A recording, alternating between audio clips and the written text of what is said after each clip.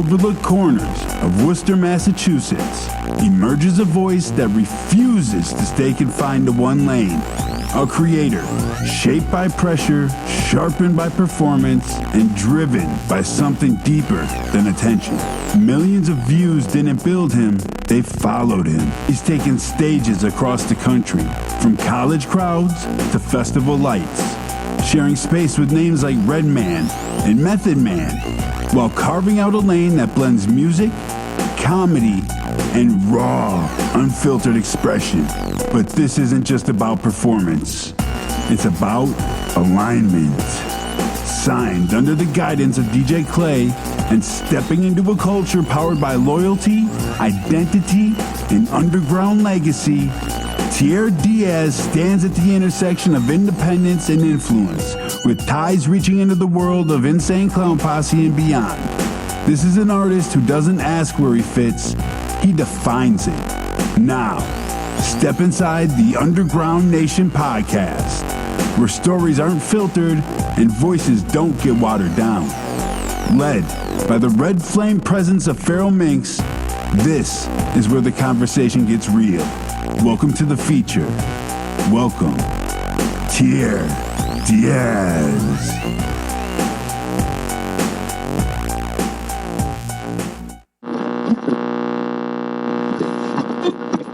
Hello, hello. Y'all already know what time it is. We don't do surface level over here. We're getting into the mindset, the movement, and what it really takes to build something that lasts in this kind of space. I'm your host, Feral Minx, the flame they tried to put out but couldn't. Tonight, we're not just talking to an artist. We're talking to somebody who moves between lanes most people never even touch. From music to comedy to acting. This is someone who's been in the room, on the stage, and behind the scenes, working alongside names that help shape entire eras. Straight out of Worcester, Massachusetts, building a loyal fan base, stacking millions of views, and touching stages all across the country. And tonight, we're stepping into that world. So let's get into it. Welcome to the hot seat of the Underground Nation podcast, Tierre Diaz. Hey. What's going on, Underground Nation? Thank you for having me. It's good to see you again. How have you been? Been good since the last time I think we caught up on the TikTok interview with the homie. Oh, you got shout out to Scuba Steve. Yeah, you already know. So I'm good. I'm glad we get to connect in this capacity. Hell yeah. Absolutely. It's freaking awesome. So we're gonna, get a little bit of an origin here. So you've moved through music, comedy, and acting. Most people struggle to master one. What made you refuse to stay in just one lane? Probably because that's all I ever wanted to do in my life is music and acting. And I say acting, but it was really comedy, like comedic actors, comedic actors like Jim Carrey and the Wayans and people from SNL and all that. Even as a kid, you know what I mean? Those are the ones I watched up growing up, and I was like, I want to do that. And same thing with rap. I grew up on 90s rap, you know what I mean? Thanks to my big brother and just the amount of talent and the iconic music that was going on when I was a child. You know what I mean? I couldn't help but be inspired by that. So I was like, I want to do that, and I want to do that. And I just never settled. I was like, I'm not going to choose. I'm not going to have a backup plan. That's my goals. I'm going to go do it. That's your goals. You doing it. You did it. Worcester raised you. What built you more, your environment or something else deeper inside? Oh, man, I would say family roots. It's Worcester. It's a lot of people. Okay, we from Florida, so correct me. Please learn me. People say Worcester. People say Worcester. Like they don't like. It's fine. You know what I mean? People from Worcester is like Worcester. Worcester. I'm just learn me right. I don't even know. Learn me right here, homie. How do you pronounce it? Yeah, it's Worcester. It's Worcester. Worcester. You know like Worcester. Yeah. Worcester. So, yeah, love it, rep it, so proud, 508 on my back, every stage I go, every set I'm on, everywhere I go in this country, in this world, I proudly represent. But it's my family, man. They deep roots, you know what I mean, from my big sister to my big brother to my mom to my grandma to my cousins, growing around talented people from all different walks of life. I was just inspired from an early age, and I had that entertainment gene in me at a young age. I was getting in front of the camera. So I would say more homegrown roots and bloodline really shaped me more than anything else. That's awesome. Bloodlines, man, for real. Family makes and breaks you. Honestly, I truly believe that. It really does. Was there ever a moment you almost walked away from all of this? It's funny because when I was like, because I started rapping, if we're talking straight rap, I started when I was like really young. I started rapping in elementary school. I started recording myself kind of in middle school to high school. Mm-hmm. And I just started getting on shows at like age 15, 16, and I just never stopped.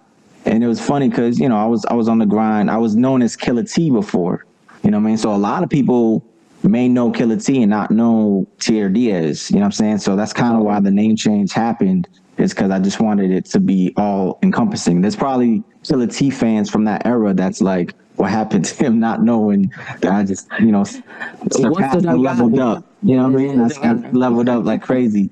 But Killer T had his very own, grind and shine in his era as a young MC, as a young creator. I would say basically that he made me realize that you can do it yourself. You know what I'm saying? You can do it yourself and just don't give up. I started recording myself, doing my own videos to this day. You know what I mean? I do my own videos, shoot my own videos, shoot videos for other people, record myself. I'm on my home studio right now. These are all skills and talents. You know what I mean? I picked up. I feel you. Yeah, as a young, inspiring kid, wanting to do this, so shout outs to Killer T, man. He paved the way for what I'm able to do now. Shout outs to Killer T. Yeah. And now we have Tierre Diaz. Yes. This summer, it's all about how you show up. Clean, bold, confident. Every angle, built to stand out. Two-piece energy, made to turn heads. Details that hit, front to back. One piece, two piece, up to 5X. Made for real bodies, real confidence. No distractions. No extras, just the look and how it makes you feel. Only $34.99. Step into your moment. Make a splash. Own the pool. So speaking of that, you've worked around major names. What's something about that level of industry that people completely misunderstand? Oh man, is that we're all creators. No matter how big the name is, no matter how iconic you are, like you can idolize these people, but we're the same. All of our creative process is different, but we still have that creator in us. So that in that way, we can be equal. You know what I mean? If we're already in the same room together, if I made it to a level where I'm in the same room with you, there's a level of respect in there that already exists. You know what I'm saying? So for the people that look up to people and want to inspire to work with people, do it. Don't think it's too far. You know what I mean? Don't think it's too far to reach for and to strive for. Like, man, I can never, I wish I could work with them. You know what I'm saying? Believe you can and then do it and then work for it. You know what I'm saying? Because at that level, we're all just creators and we're all here to do the same thing and make timeless, dope music for everybody. Same thing with the movie industry, man. We're all actors, just trying to create and make the best art possible. So if you reach that level, don't be scared of it because you made it there for a reason. Facts, fucking facts right there. What separates someone who gets in the room from someone who actually stays in those rooms? That's a great question. I would say not getting complacent. You know what I'm saying? Because a lot of people find that as a victory, which it is, but kind of want to rest on their laurels and, gonna be like, I made it, now what? Say you made a song with one of your favorite MCs, one of the hottest people in the game, and you don't have nothing to follow that, or you don't have, you have not really up to par songs.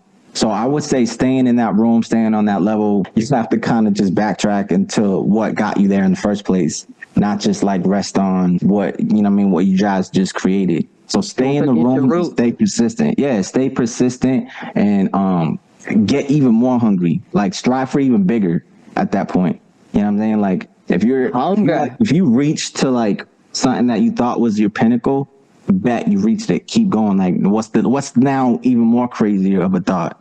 Get there. And I think you can never be, complacent or stagnant if you're in that mindset. You know what I mean? And be grateful, man. Just be grateful you're there, and be grateful you get to do what you love, man. Gratitude is huge. Humbleness and gratitude, absolutely. So, you know what I mean? Gratitude got me so much in this life, so much in this world.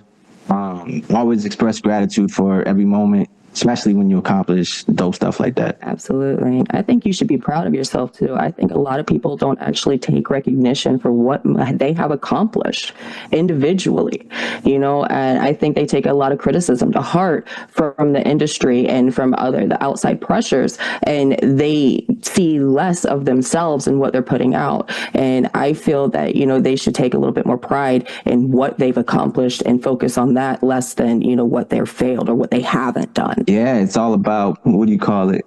Comparison. People always want to compare people and compare yourself, your accomplishments to other people. You could be, if you told 10 years ago that this is where I'd be at, I'd be like, hell yeah. You can't be where I'm at now and be like, I want to, you know what I'm saying? Like, I wish I was, how come he's getting more love over here or whatnot? Stop comparing. Just be grateful and enjoy your journey, because you made it, and then strive for better. Keep doing better. Like, get better at your craft, make better product, and try to get more eyes on you. But don't compare another man's journey or another person's journey. I mean, that's them. You don't know what's going on behind closed doors that got them in that position.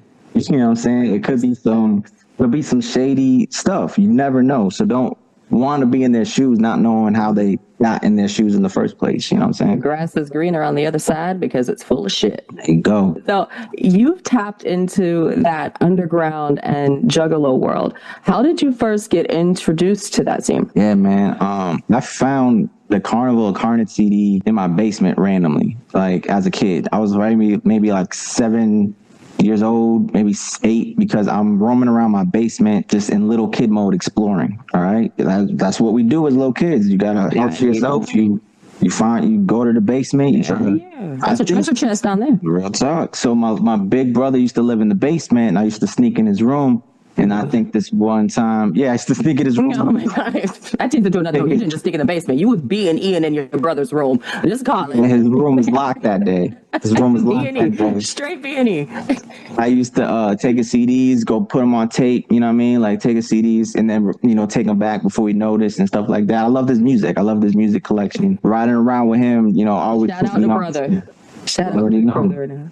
But for whatever reason, his room was locked that day, and I just was forced to explore the rest of the basement, and I found this CD, man. It was silver, it was blue and purple with a bunch of clowns around the disc, you know what I mean? I was like, all right, let's go listen to it. And it happened to be Carnival Carnage, and ever since then, I was just entranced by the intro and by the first track, Carnival Carnage. Absolutely, man.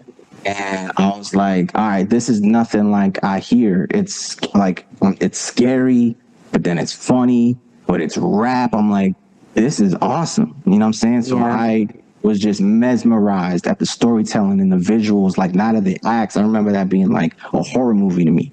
Like, I was like, this is crazy. And then there's funny stuff, and then there's Redneck Hole, and you know what I'm saying? Like, these great CD though. Great first impression. And I was like, this is where it's at. And it wasn't until I got to years later, maybe middle school, where I realized there are other people that knew them. In my mind, in my life, that was the only CD that exists. And if you notice on the text, there's no words on it. It's just clowns. Right? So I was like, all right, I think they're Violent J, Shaggy 2 Dope, John Kid Jazz, you know what I'm saying? Kid Rock's on there for some reason. Mm-hmm. Cool. Facts. I forgot about that. Yeah. I was like, all right, cool. So this is the CD I have. And it wasn't until years later, in probably elementary school to middle school, that I realized I saw some kid with an ICP shirt. I was like, bro, please, like, how do you know about them? And that's how it all started. That's fucking amazing. That really is.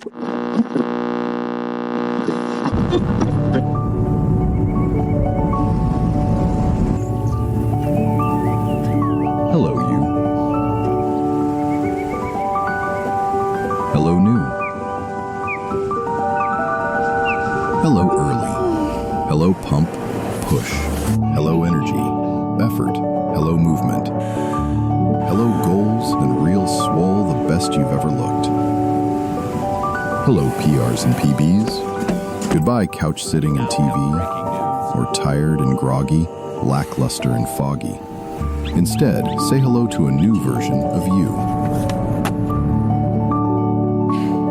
And say hello to Make Wellness, to see what you really can do.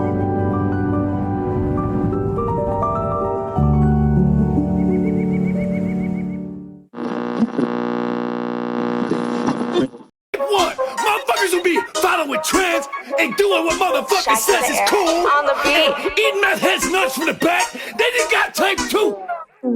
Us motherfucker. Shit. Bitch, I don't really give a fuck. What's poppin'? Bitch, I don't really give a fuck. What's sharp-tin? Bitch, I don't really give a fuck. All them trending topics, man. I don't give a fuck. Man, fuck that shit. Bitch, I don't really give a fuck. What's poppin'? Bitch, I don't really give a fuck. What you want? Trip. Bitch, I don't really give a fuck. All them trending topics, man. I don't give a fuck about. Every day's a new craze, new phase, new thing. Infiltrating everybody brain. Y'all so lame, goddamn. I'm in a different lane with nothing to like, man, there's nothing the same. So there's a price, you know that I'm right. You scrolling all night with nothing to gain. Everybody wanna fit in, I'm on my business. Do what I like, not what is hype. This time of the year, fake it in a pair of veneers. Man, your shame non-existent. If you ain't on the latest trend, you're like, oh fuck, I'm missing it. Everybody watching that, I'm tryna watch that too. Even though it's really trash, I'm tryna jock that too. Speaking with the hashtags and gain a follower too. I really got nothing to add in life. Where do I move? Y'all are puzzle pieces, a bunch of reasons y'all make me queasy. Can't form a fucking opinion without reading a bunch of tweets and then feasting on bullshit. Long as it's so in, y'all can keep them trending topics. I'll be on my own shit. Man, fuck that shit. Bitch, I don't really give a fuck. What's poppin'? Bitch, I don't really give a fuck. What's sharp-tin? Bitch, I don't really give a fuck. All them trending topics, man. I don't give a fuck. Man, fuck that shit. Bitch, I don't really give a fuck. What's poppin'? Bitch, I don't really give a fuck. What you want? Trip. Bitch, I don't really give a fuck. All them trending topics, man. I don't give a fuck about. Topics trending go viral and spiral for miles out of control. But I'm on state patrol for these flaky hoes. Pull them up and blow 'em out of windows. The Duke of Doom blow hoes, Big Joe Bows, Kabuki boom, and the soul gets slowly pulled below to a level no one wholly knows. If we show this topic here ain't trending, it's the only topic there in the air. Gotta knock this spin on lots of friends. You the hot one till they're not too thin. Let's not pretend this spot you in. Sick as a clock that's got no hands. No tick tock, no stop and go. You rise, still think it's hot to troll? What you think about this? Hit or miss? Well, what do people say? How you feel about that? Better what? Well, what do people say? Fuck the people, fool. I'm asking you. But I need the people. You ain't got no fucking opinion, son. People, give me one. Topic trender, king of the keyboard, descender, swing the E-sword, start your heartbeat, plug in the cord, followers adored, views scored, can't stop with a trending topic, come out the pocket, cop and rock it, you take a cock up the anal socket, depends on how many jock it. Fuck this shit. Y'all can't stop it, give a fuck about what you want. Man, fuck this shit. Y'all can't stop it, give a fuck about what you talking about. Nah, go ahead, man. You go ahead and put that big, fat, veiny, hairy, mainstream dick up in your throat and have it pushed all in your belly. Us, we's juggalos. We always will be juggalos, you punk motherfuckers.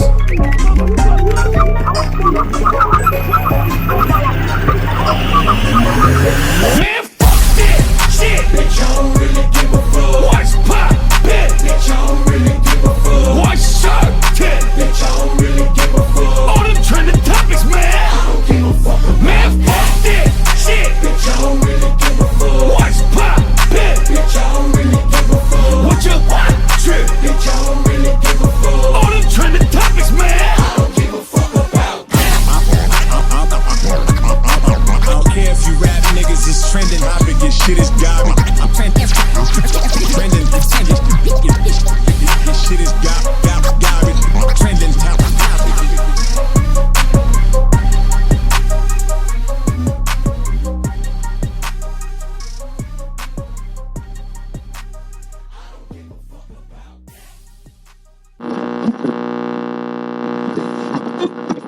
What does that culture mean to you personally, beyond just the music? Yeah, personally, so I grew up, you know, just a hip hop, like I'm a hip hop guy, man. So my brother and my cousins, like none of them were on Juggalo music. I put everybody on as I can. You know, I used to bring that CD. It was like Carnival Carnage, and then eventually Amazing Juggalo Brothers. I had those 2 CDs. Then I had my homie Philip burn me the rest. And then I went to, I think, Newberry Comics and stole every CD I could, you know, from the Carnival Carnage. He just fingering everything. Yeah, I was a little kid, man. I was a little badass kid. I had no money, and my parents would never let me listen to that shit.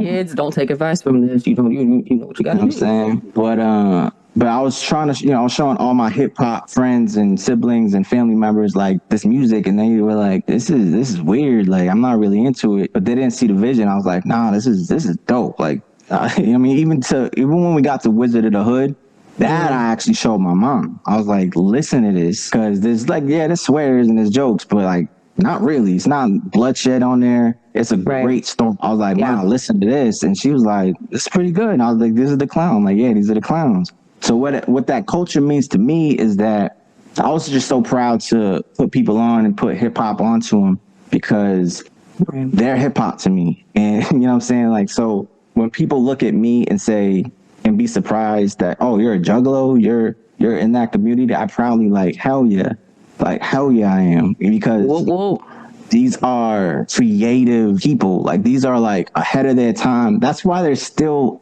here. Like 30 something years later, that's why they're still at the top of their game. It's because if it were whack, if they were trash, like everybody was trying to say they were, if they were just, whatever garbage music, they would have been gone in the 90s, like every whack artist there was in the 90s. You know what I'm saying? But they're still here because they're ahead of the time, because they're different, and because they're creative. But like you said, beyond the music, that what I was doing, I'm assuming all juggalos did. Like, just put on and represented, because they weren't standing for nothing. Nobody could tell them nothing about psychopathic ICP and juggalo world.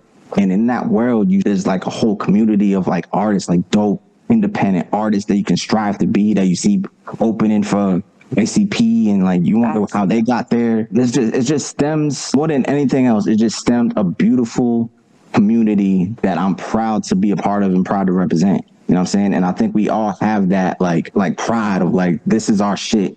This is our damn music. Right. Much You know what I'm saying? So, like, let's show the world this. You know what I mean? So that's what it means to me internally, like the Juggalo community, just repping and being proud of who you are. So fuck, man. I wear my hatchet proudly. I got it. I'm proud. It's an amazing place to be. It really is.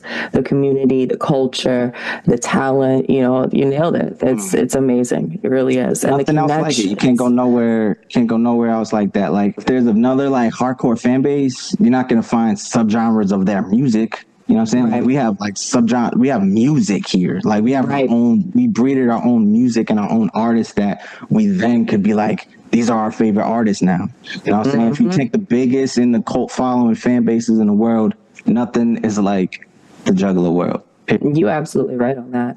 Speaking of that, getting into Shaggy and Violent J, collaborating with ICP on trending topics is a major moment. Did that experience change how you viewed your place in the culture or your trajectory as an artist? It had to have. Getting that stamp of the dons of this world.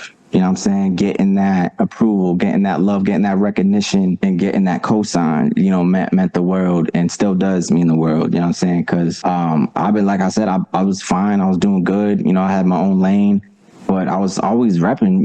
I always had Juggalo influences. If you look back at some of my 08 music videos, 2013 music videos, there's a Bang Pow Boom poster in the back. You know what I'm saying? Like, I'm always representing. So having that, and I used to paint my face like Shaggy and do like lip sync videos, like all that. Like, I was heavy on it. So having their blessing, not a blessing, but like they respected me as an artist first and foremost. They didn't just see me as like a fan that was like, he's cool, like let's have him perform at the Gathering on B stage or C stage. Like, they were like, yo, let's bring him to Detroit. Let's have him do the last show at Psychopathic. Let's have him do the Gathering. Let's do a song with them. Let's get them on Walking On. Like, yo, shout out to both of them, Violent J and Shaggy, man. They opened the doors, and I just did the most I could with it. Uh-oh.